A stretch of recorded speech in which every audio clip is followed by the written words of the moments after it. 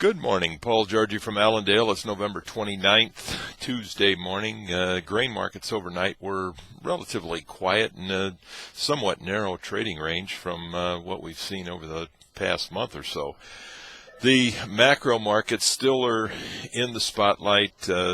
The news coming out of the EU this morning and overnight, definitely two sides of the coin. We've got a couple commentaries made that the EU has only 5 to 7 days left and they're going to collapse. Another one says that they're in the process of drawing new charter and that will save the EU and strengthen the EU and save the world from a financial tsunami. So those are battles that we've been talking about, continue to be talking about, and I think this morning you can probably find an article on the news wires that fits your bias to the situation. So still definitely a cause to be concerned about, something that we have to monitor very closely on a daily basis, but this morning things have quieted down just a bit.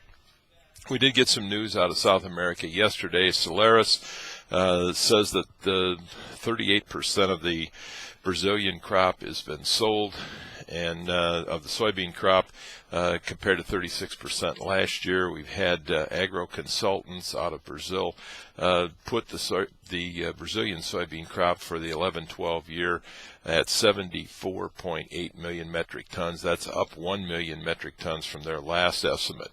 The big news is today is the day before the first notice day. Tomorrow we have first notice day for the December contracts. Anybody that's long in the futures needs to be concerned about deliveries.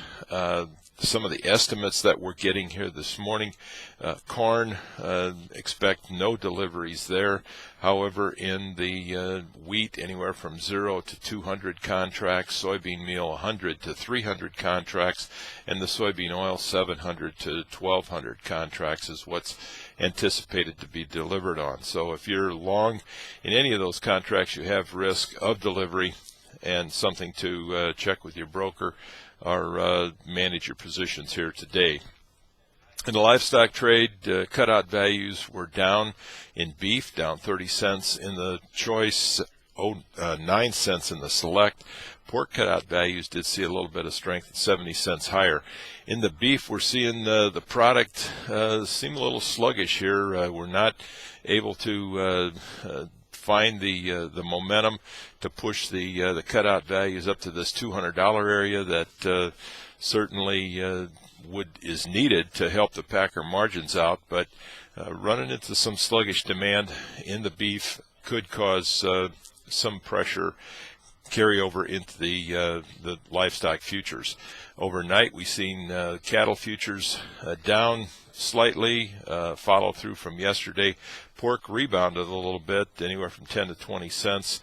Spreaders seem to be the most active in the pork complex, where they're showing a little more strength in the February contract overnight versus the deferred contracts. The CFTC also released numbers yesterday, and we had talked about earlier and mentioned that managed money was leaving the market because of the volatility and the uncertainty. Well, we've seen that happen in the CFTC Commitment of Traders report. Yesterday they reported that as of last week, Tuesday is the date that they collected this data, corn traders reduced their long position or their size by 48,543 contracts. The large specs or managed money also in the soybeans reduced their position by 18,500. Cattle, they reduced it by 13,840 contracts. And in the wheat, they actually were short the wheat, and they increased their short position in wheat by 13,730 contracts. So definitely a concern that we've got to monitor here as well. We've got to find confidence for the trade and the managed money to stay in the commodity markets. And with the MF Global situation and the Euro situation, it's very difficult to create that confidence. And we're not seeing any demand in the fundamental side of things to support trade enthusiasm as well. So we've got a fine balancing act that we're looking at here in the commodities. Continue to stay in touch with Allendale's research. We'll provide you the information that you need. You can reach us at 800-262-7538. And also want to remind you, you need to get signed up for our conference coming up in January 20th and 21st. It promises to be worthwhile. Check out the website for details on that. We wish you a very successful trading day, and I'll talk to you tomorrow morning.